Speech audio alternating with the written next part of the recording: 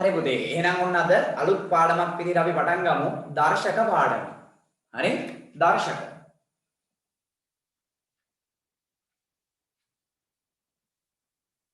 දෙවැනි කොටසට අදාළ දෙවැනි වාරයට අදාළ පාඩමක් දර්ශක.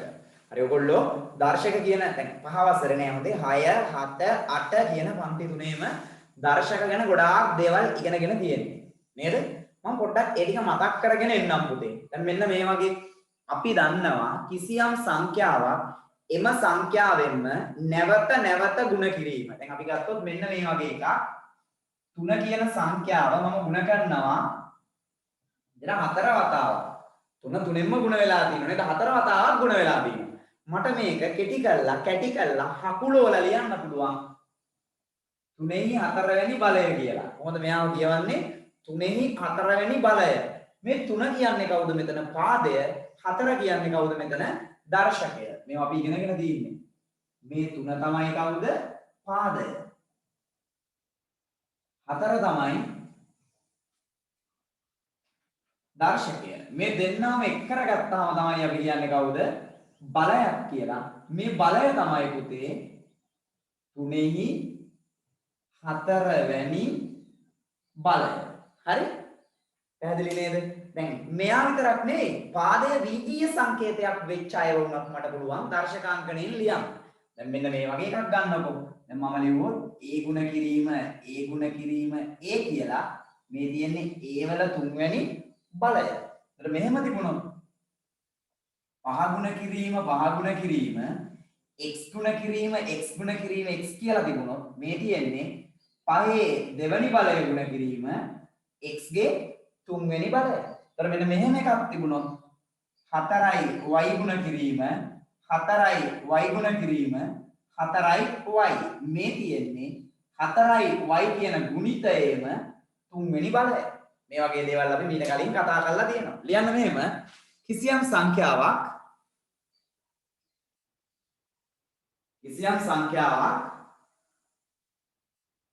එම සංඛ්‍යාවෙන්ම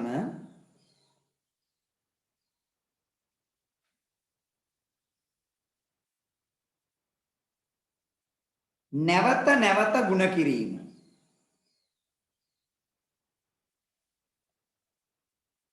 කිසියම් සංඛ්‍යාවක් එම සංඛ්‍යාවෙන්ම නැවත නැවත ගුණ කිරීම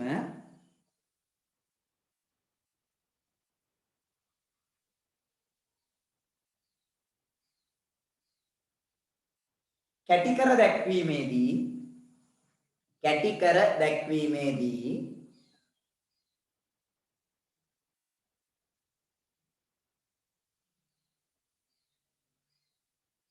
දර්ශක අංකණය භාවිතා කරයි. දර්ශක අංකණය භාවිතා කරයි.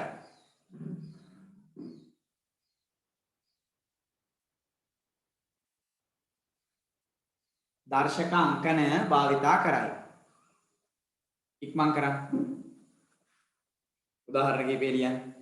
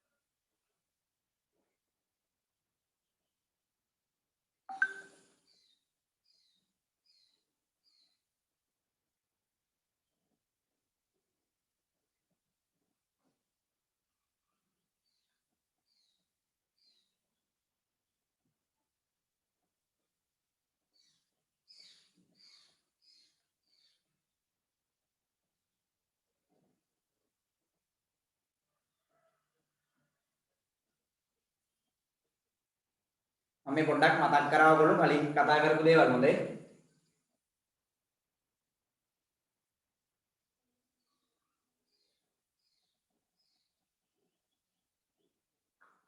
හරි. ඒත් එක්කම ඔයාලා මෙන්න මේ වගේ දේකුත් ඉගෙන ගන්න.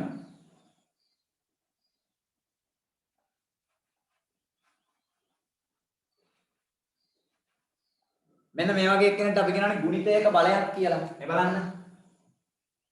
5x කියන ගුණිතයේම තුන්වෙනි බලය. ඒකට අපි කියනවා ගුණිතයක බලයක් කියලා. මේ ගුණිතය ඇතුලේ සාධක දෙකක් ඉන්නවා. එකක් 5 අනික x. මට මෙයාව ලියන්න පුළුවන් කොහමද?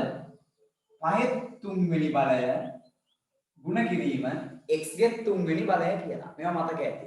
ගුණිතයක බලයක් ලියන්න පුළුවන් කොහොමද? එම ගුණිතයේ සාධකවල බලවල ගුණිතයක් ලෙස. ගුණිතයක බලයක් ලියන්න පුළුවන් එම ගුණිතයේ සාධකවල බලවල ගුණිතයක් ලෙස. දැන් මෙන්න මෙහෙම තිබුණා.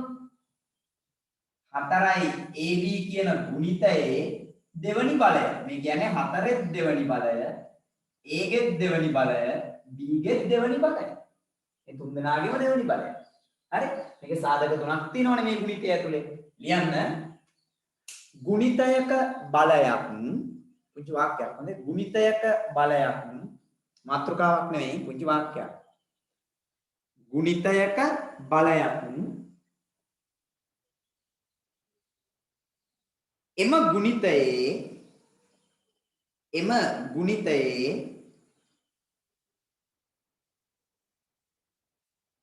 සාධකවල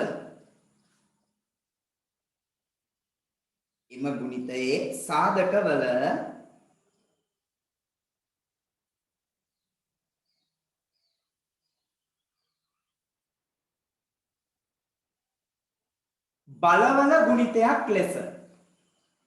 ගුණිතයක බලයක් එම ගුණිතයේ සාධකවල බලවල ගුණිතයක් ලෙස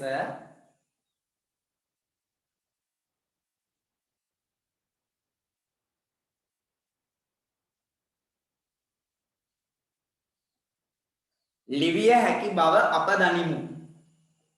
ලිවිය හැකි බව අප දනිමු.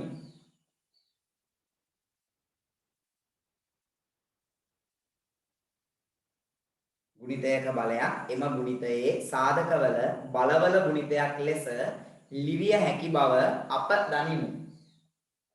මන්ට මේ දෙක ලියන්න. ගාල් ලියන්න මේ දෙක.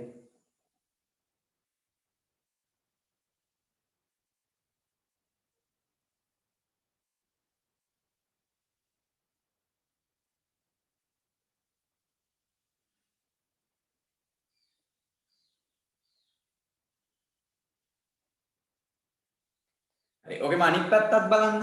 දැන් මෙන්න මේ වගේ තිබුණොත් බලන්න. මේක මකන්නකෝ.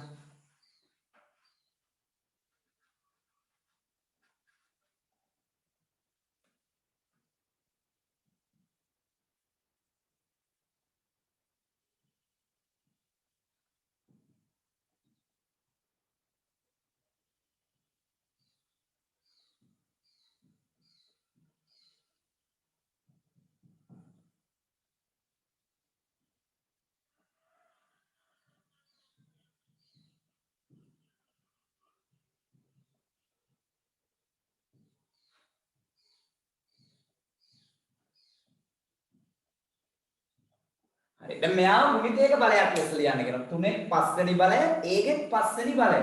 මේ දෙන්නගෙම පස්වෙනි බලයනේ නේද? 3 පස්වෙනි බලය, A ගේ පස්වෙනි බලය. මේ බලන්න. දෙන්නගෙම පස්වෙනි බලය නිසා මට ලියන්න පුළුවන් 3 ගුණ කිරීම A කියන ගුණිතයේම පස්වෙනි බලය. ඒකත් අපි 8 දිගන ගන්න. මේ ගුණ කිරීම හංගලා මට ලස්සනට ලියන්න පුළුවන් කොහොමද? 3යි A කියන ගුණිතයේ පස්වෙනි බලය. අරගෙම අනිත් පැත්ත. නේද? අපි කලින් ලිව්වනේ ගුණිතයක බලයක් මේ විදිහට බලවල ගුණිතයක් ලෙස ලියන්න පුළුවන් කියලා. මේකෙම අනිත් පැත්ත කරේ. මෙන්න මේ වගේ අවස්ථාවක් ආවොත් පොඩ්ඩක් සංකීර්ණයි. 64යි x ගේ තුන්වෙනි බලය ගුණිතයක බලයක් ලෙස ලියන්න. හොඳට බලන්න. ඒකත් 8 දී පැහැදිලිවම කියලා දීලා තියෙනවා මෙහෙම පන්තියක. උදේ 64යි x ගේ තුන්වෙනි බලය කියලා තිබුණා. මෙතන තියෙන ගුණිතය මොකක්ද? එකක් 64 ගුණ කිරීම අනික ඉන්නේ x ගේ තුන්වෙනි බලය. හැබැයි මේක ලියන්න පුළුවන් ද 64යි x කියන ගුණිතේම තුන්වෙනි බලය කියලා බෑනේ. 64 ගේ පළවෙනි බලයනේ මෙතන තියෙන්නේ. එහෙනම් මුලින්ම මම කරන්න ඕනේ 64ත් පත් කරගන්නවා කාගේ හරි තුන්වෙනි බලයක් විදියට. 64 කියන්නේ කාගේ තුන්වෙනි බලයද? දැන් කට්ටිය 64 තුනෙන් බෙදන වැඩි. හොඳ එහෙම හරියන්නේ නැහැ. අපි බලන්න ඕනේ කිසියම් සංඛ්‍යාවක් තුන් වතාවක් ගුණ කරලා 64 ලබා ගන්න. අපි දන්නවා දෙක තුන් වතාවක් ගුණ කරොත් දෙවරක් දෙක 4යි, හතරවරක් දෙක 8යි. තුන තුන් වතාවක් ගුණ කරොත් තුන් වරක් තුන 9යි, 9 වරක් තුන 27යි. හතර තුන් වතාවක් ගුණ කරොත් හතර වරක් 4 16යි, 16 වරක් 4 තමයි 64 එන්නේ. එහෙනම් 64ව මට ලියන්න පුළුවන් පුතේ 4 තුන්වෙනි බලය කියලා. එහෙනම් 64යි x ගේ තුන්වෙනි බලය කියන්නේ 64 ගුණ කිරීම x ගේ තුන්වෙනි බලයනේ. 64 කියන්නේ 4 තුන්වෙනි බලය ගුණ කිරීම x ගේ තුන්වෙනි බලය. දැන් දෙන්නගෙම තුන්වෙනි බලයනේ. 4 තුන්වෙනි බලය x ගේ තුන්වෙනි බලය. එහෙනම් මෙයාව ලියන්න පුළුවන් මට 4 ගුණ කිරීම x කියන ගුණිතයේම තුන්වෙනි බලය. වරහන් අයින් කරන්න ලස්සන කරන්න. 4යි x කියන ගුණිතයේ තුන්වෙනි බලය. හරි ඔය උදාහරණ දෙකක් ලියන්න. ඔයිට වඩා අමාරුයි අපි 8 දී කතා කරා හොඳේ. හරි 8 බලන්නේ පාඩම ඉක්මන් කරන්න.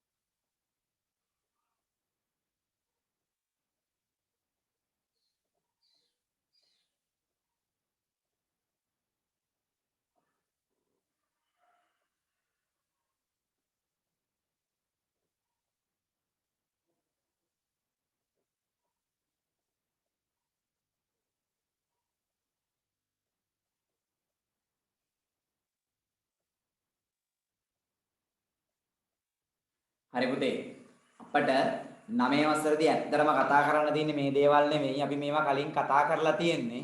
මේ පන්තියේදී අපට කතා කරන්න තියෙන්නේ දර්ශක නීති ඇතුළත් සම්බන්ධතා පහක් තියෙනවා. හරි? මෙන්න මේ සම්බන්ධතා පහ ගැන තමයි කතා කරන්න තියෙන්නේ. දැන් පළවෙනි සම්බන්ධය තමයි පාද සමාන බල දෙකක් ගුණ කිරීම. පාදයේ සමාන බල දෙකක්. දෙවෙනි සම්බන්ධය තමයි පාද සමාන බල බෙදීම. තුන්වෙනි එක තමයි ඍණ නිකිලයක බලය කියන සම්බන්ධය. තාම දන්නේ නැහැ මොනවා කියනවද කියලා මේ හොඳේ. sorry ඍණ නිකිලයක බලය නෙවෙයි දර්ශකයේ මේ ඍණ දර්ශකය කියන එක. ඍණ දර්ශකය. දර්ශකයේ ඍණ වෙච්ච අවස්ථාව. තාම දැකලවත් නැහැ නේව. දැන් මේකේ නම් දර්ශකයේ පළවෙනි එකේ 5යි, දෙවෙනි එකේ දර්ශකයේ 3යි. ඒවත් ධනනේ.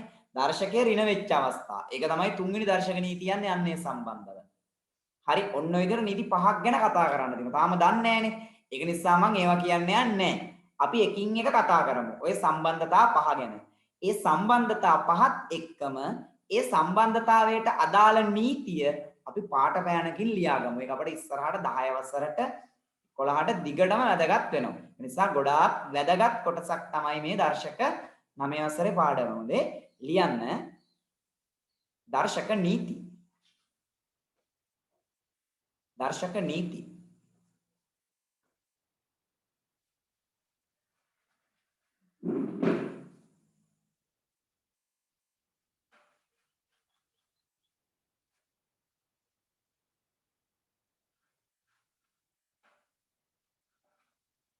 එයටදී අනුමාත්‍රිකාවක් ලියන්න පාද සමාන බල ගුණ කිරීම. පාද සමාන බල ගුණ කිරීම. අංක 1 දාලා ලියන්න පාද සමාන බල ගුණ කිරීම. නීති පහක් තියෙනවානේ. පළවෙනි එක්කෙනා යන්නේ ඔන්න ඔය සම්බන්ධයත් එක්ක. මොකද සම්බන්ධය පාද සමාන බල ගුණ කිරීම කියන සම්බන්ධය. පාද සමාන බල ගුණ කිරීම.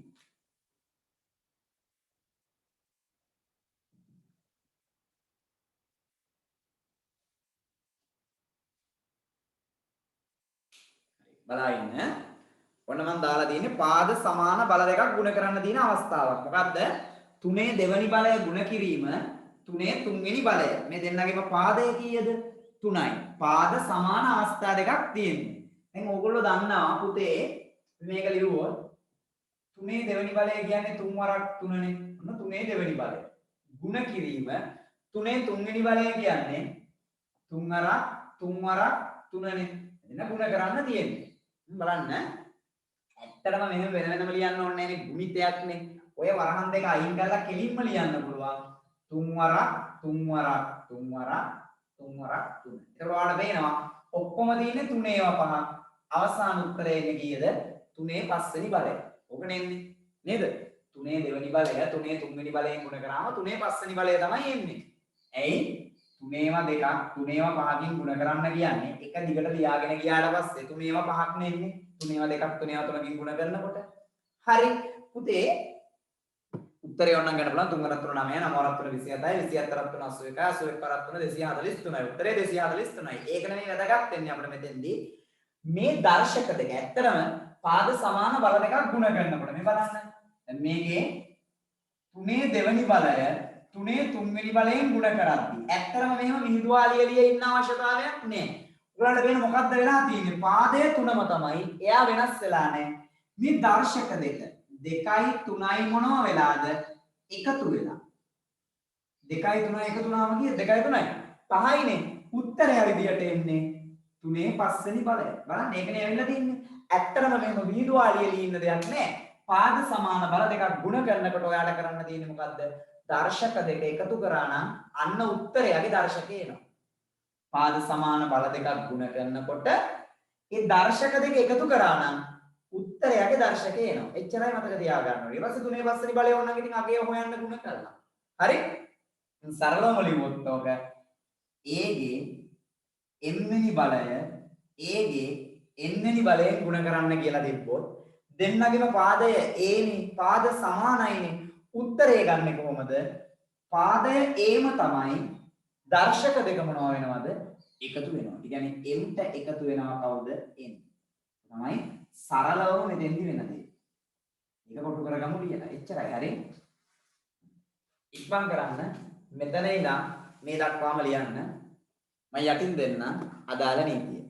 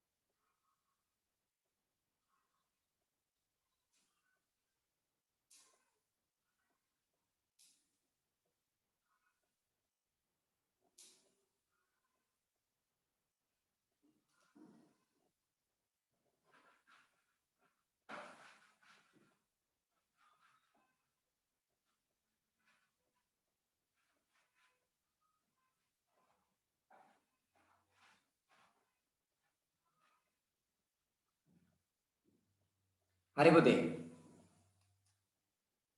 උදාහරණ කීපයක් බලමු. ඊට කලින් අපි අර වාක්‍ය ලියමු. ලියන්න පාඩ පෑනක් රතු පෑනක් අරගෙන ලියන්න. පාද සමාන බල ගුණ කිරීමේදී මාත්‍රකාව ලියාගත්තේ පාද සමාන බල ගුණ කිරීම නේ. යටද ලියන්න පාද සමාන බල ගුණ කිරීමේදී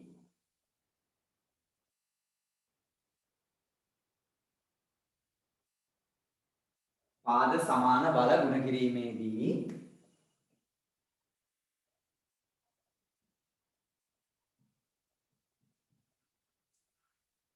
දර්ශක එකිනෙක එකතු වේ.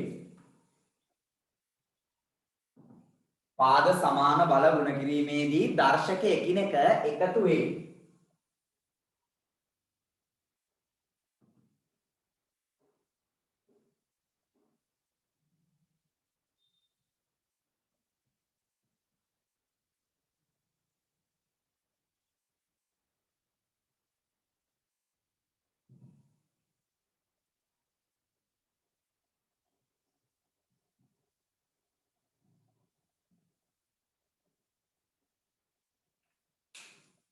හරි. ඔන්න මම උදාහරණ තුනක් දාලා තියෙනවා. මේ උදාහරණ තුනම මම කතා කරන්නේ පුතේ.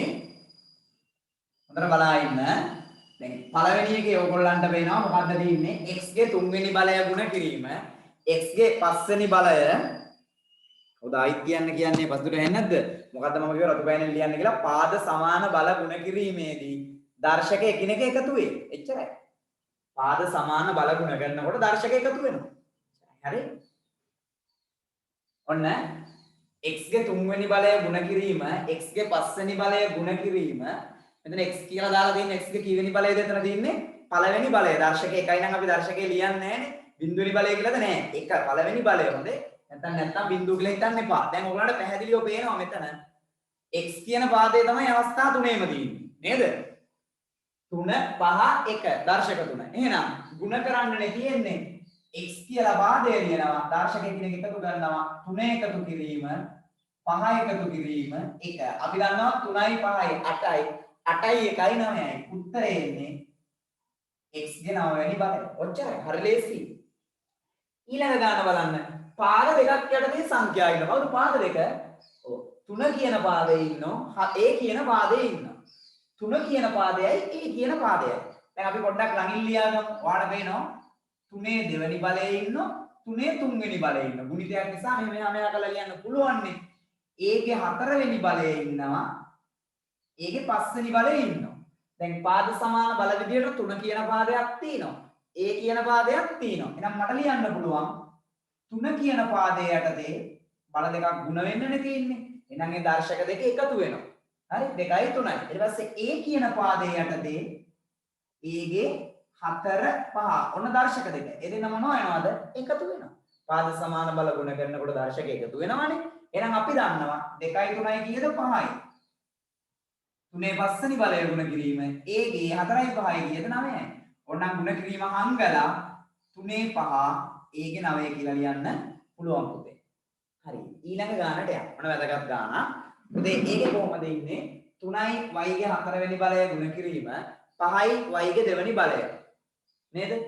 දැන් මෙතන 3කුයි 5කුයි තියෙන සංගුණක විදියට. අපි දන්නවා 3යි y ගේ 4 වෙනි බලය කියන්නේ මෙන්න මෙහෙමනේ. මෙතන ඇත්තරම තියෙන්නේ 3 ගුණ කිරීම y ගේ 4 වෙනි බලය. ඕකනේ වෙ තියෙන්නේ. ආයි මෙතන තියෙන ගුණ කිරීම ලකුණ.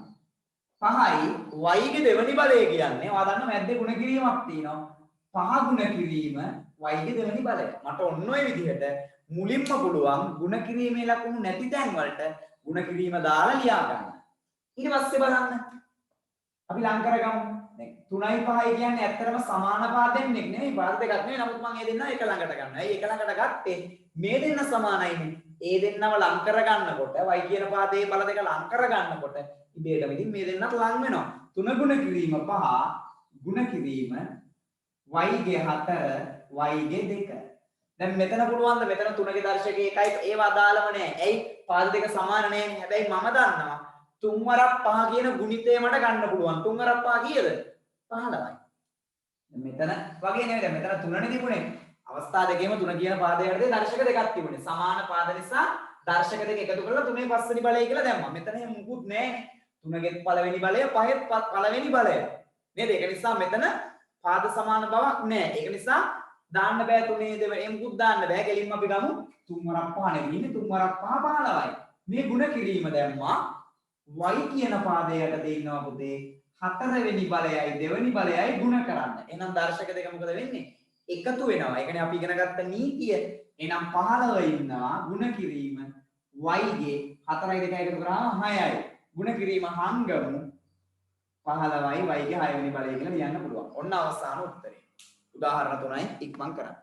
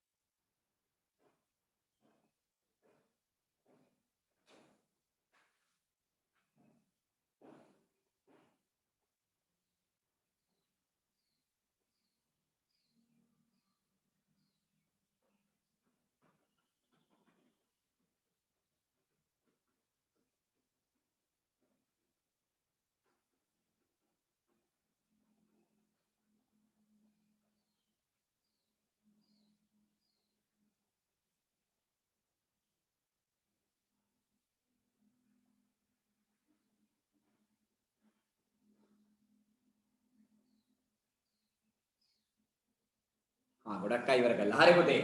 අපි අපේ දෙවනි දර්ශක නීතියට යන් අංක 2 දාලා ලියන්න. ඒකට අදාළ සම්බන්ධය එහෙම නැත්නම් මාතෘකාව තමයි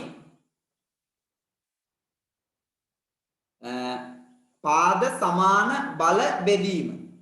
ලියන්න පාද සමාන බල බෙදීම. ලියන්න පාද සමාන බල බෙදීම.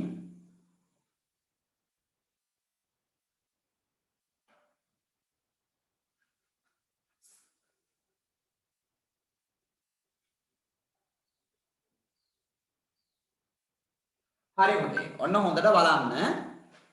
මම ගන්නවා මෙන්න මේ වගේ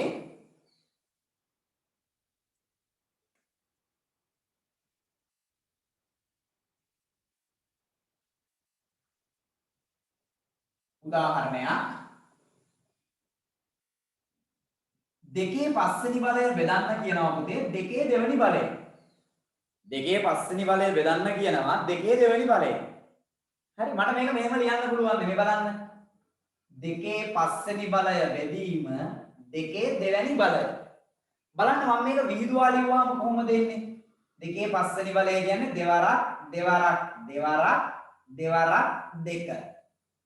බෙදීම දෙකේ දෙවනි බලය කියන්නේ දෙවරක් දෙක.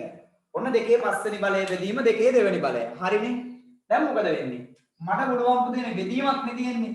මෙයාට මෙයා කැපෙනවා, මෙයාට මෙයා කැපෙනවා. එතකොට 1යි කියලානේ කැපෙන්නේ දෙකට දෙක ඒවා. යට ඉතුරු වෙන්නේ එක් වරක් 1. හරය 1යි. ලියන්න අවශ්‍යතාවයක් නැහැනේ. උඩ ඉතුරු වෙන්නේ දෙවරක් දෙවරක් දෙක. එයා ලියනවා දෙවරක් දෙවරක් දෙක. ඒ කියන්නේ උත්තරය කීයද? දෙකේ තුන්වෙනි බලය. තේරුණානේ? ඔයාලට පේනවා මොකද්ද වෙලා තියෙන්නේ? දෙකේ පස්වෙනි බලය බෙදන්න තිබුණොත් දෙකේ දෙවෙනි බලයෙන් ඇත්තටම සරලවම වෙලා තියෙන්නේ මොකද්ද? අර කලින් වගේ තමයි නේ. දෙකේ පස්වෙනි බලය බෙදන්න තිබුණොත් දෙකේ දෙවෙනි බලයෙන් දර්ශක අඩු වෙලා නේද? දෙකේ පහගෙන් අඩු වෙලා කීයක්ද දෙකක්? පහෙන් දෙකක් අඩු වුණාම උත්තරේ කීයද? දෙකේ තුන්වෙනි බලය කියලා එන්නේ. කොහොමද වෙලා තියෙන්නේ? එහෙනම් හරි ලේසි පුතේ මේකේ. A ගේ m වෙනි බලය බෙදන්න තිබුණොත් A ගේ n වෙනි බලයෙන් උත්තරේ වෙන්නේ A ගේ m අඩු කිරීම n. හරි?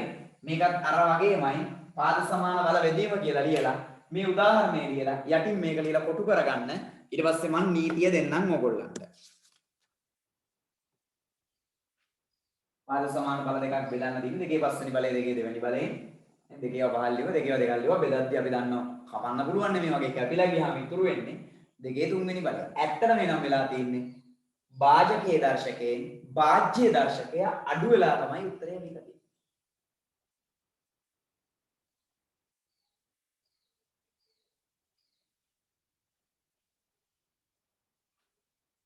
ඉක්මන් කරන්න.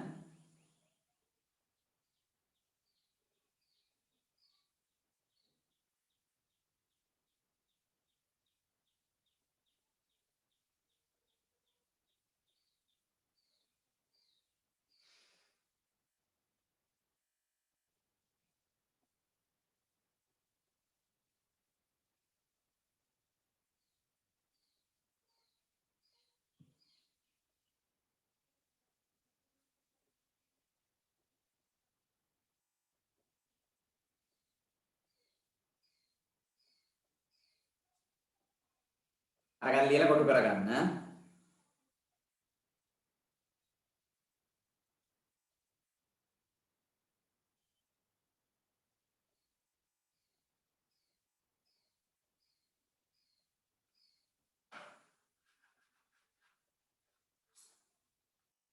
පාට පෑනෙන් ලියන්න පුතේ නීතිය. රතු පෑන අරගෙන යටින් ලියන්න. පාද සමාන බල බෙදීමේදී පාද සමාන බල බෙදීමේදී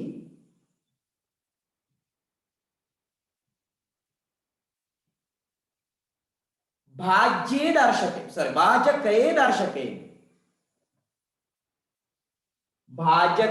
දර්ශකයෙන්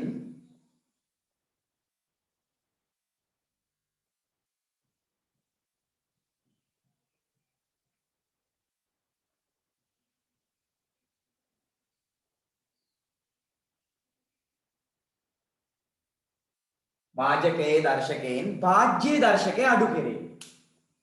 භාජකයේ දර්ශකයෙන් භාජ්‍ය දර්ශකය අඩු කෙරේ.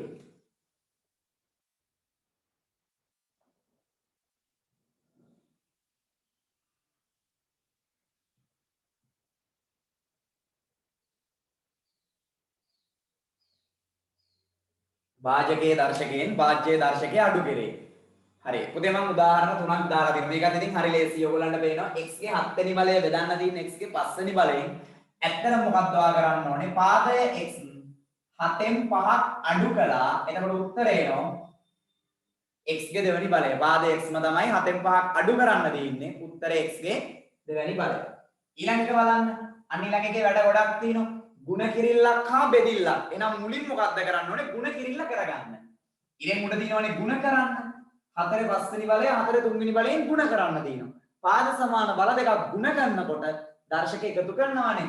එහෙනම් 4 කියන පාදයේ යටතේ 5යි 3යි එකතු වෙනවා. යට ඉන්න 4 දෙවෙනි බලය. එයාවත් ලියලා තියාගන්න. දැන් උඩ මොකද වෙන්නේ? 4 5යි 3යි 8යි. යට 4 2. දැන් තියෙන්නේ පාද සමාන බල දෙකක් බෙදන්න. 4 8 වෙනි බලය 4 දෙවෙනි බලයෙන් බෙදන්න තියෙන්නේ. බෙදන්න තියෙනවා නම් ඒකනේ දැන් ඉගෙන ගත්තේ. මේ දර්ශකයෙන් මේ දර්ශකය අඩු වෙනවා. 4 8න් දෙකක් අඩු වුණාම උත්තරය 4 6 වෙනි බලයයි. ඔච්චරයි. හරි. අපි යන් ඊළඟ ගානට. 24යි x ගේ 9 වෙනි බලය බෙදන්න තියෙන්නේ 8යි x ගේ 5 වෙනි බලය. මොකද්ද පුතේ ඔයා කරන්නේ? මෙහෙම ලියනවා. 24යි x ගේ 9 වෙනි බලය. දැන් මේක ඕනනම් මෙහෙම ලියන්න පුළුවන්. මේ දින 24 ගුණ කිරීම x ගේ 9 වෙනි බලය බෙදන්න 8 ගුණ කිරීම x ගේ 5 වෙනි බලය. කොහොමද තියෙන්නේ? දැන් ඔයාලට පැහැදිලිවම දෙයක් පේනවා. මොකද්ද?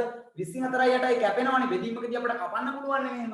8ට 8 ඒවා 1යි 24ට 8 ඒවා 3යි. එතකොට ඉරෙන් උඩ ඉතුරු වෙනවා 3 ගුණ කිරීම x ගේ 9 වෙනි බලය බෙදීම x ගේ 5 වෙනි බලය. 3 ඔය ඉඳපුවා ඉරෙන් උඩ. පාද සමාන බල දෙකක් තියෙනවා. x ගේ 9 x ගේ 5. x ගේ 9 x ගේ 5න් බෙදෙනවා කියන්නේ 9න් 5ක් මොනවා වෙනවද? අඩු වෙනවා. එහෙනම් ලියන්න පුළුවන් 3 ගුණ කිරීම x ගේ 9 කියන දර්ශකයෙන් 5 අඩු වෙනවා. 9න් 5ක් ගියාම කීයද? 4යිනේ. දැන් මේකනේ පාද සමාන බල දෙකක් බෙදෙන්නනේ. බෙදෙනවා කියන්නේ දර්ශක දෙක අඩු වෙනවා. එතකොට 3 ගුණ කිරීම x ගේ 9න් 5ක් අඩු වුණාම 4යි.